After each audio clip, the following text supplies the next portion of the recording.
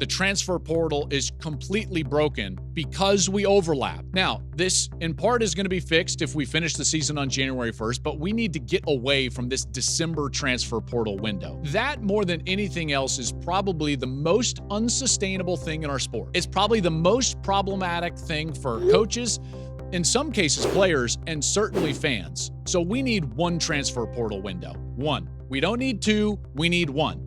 Now, you can make an argument that we could have it in January, and you can make an argument that we could have it in May. I favor the idea of having one transfer portal window in May. We should make it a bigger decision to transfer. It should not be as frivolous. And by making it just one portal window, and in my estimation should be May, then you're forcing players and teams and programs to really make quality decisions, because they only get one for that year. That's an important piece.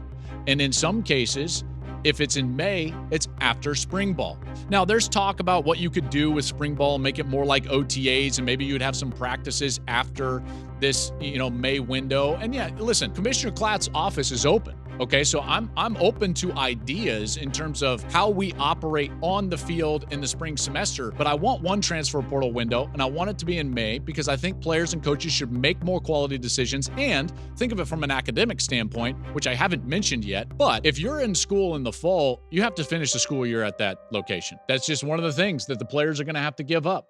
They're going to have to give that up. I want one transfer portal window, and I think it would be better for the sport. You get one transfer. Now, that's born somewhat from data, because I can tell you that the normal student population in our country transfers on average as an undergraduate 1.5 times. Here's the baseline argument in this negotiation if I'm commissioner. We're sharing revenue with you. The normal student is not enjoying revenue share. So we will require more of you than we require of the normal student population. Therefore, you do not get as many free transfers as a normal student. You get one. If they get on average 1.5, you get one. And then after that, there's a penalty. You can right or wrong one time. Now, the tangential question about, well, what if a coach is fired? What is that? Yes, there's clearly going to be some exceptions, and we're going to have to deal with that as a commissioner office.